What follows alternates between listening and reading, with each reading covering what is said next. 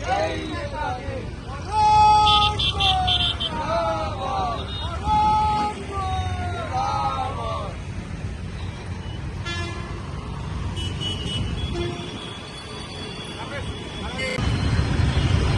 India forward bloc party 84 సంవత్సరాలు పూర్తి చేసుకుని 85వ సంవత్సరంలో అడుగు పెడుతున్న సందర్భంగా ఈరోజు తెలంగాణ చౌరస్తాలో కరీంనగర్ జిల్లా కమిటీ ఆధ్వర్యంలో జెండా ఆవిష్కరణ చేసుకోవడం జరిగింది.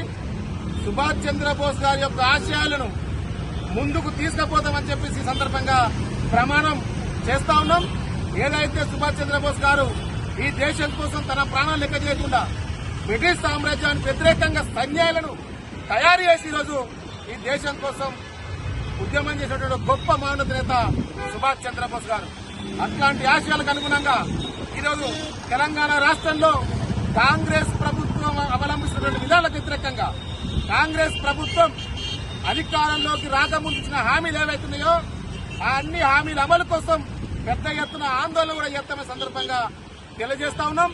ఈరోజు బీజేపీ ప్రభుత్వం నీటిను పూర్తిగా పేపర్ లీకేజ్ చేసి విద్యార్థులను 24 లక్షల మంది విద్యార్థులను ఈరోజు నష్టపరిచే పరిస్థితిలో తీసుకొచ్చింది.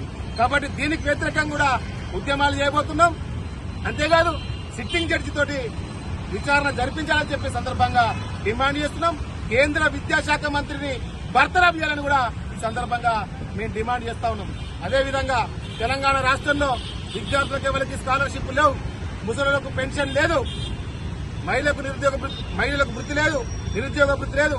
ఇట్లాంటి అనేక అంశాల మీద జూలై మొదటి వారంలో మా పార్టీ ఆధ్వర్యంలో కరీంనగర్ కలెక్టర్ కార్యాలయం ముందు భారీ ఎత్తున ఆందోళన చేస్తామని చెప్పే సందర్భంగా హెచ్చరిస్తా ఉన్నాం.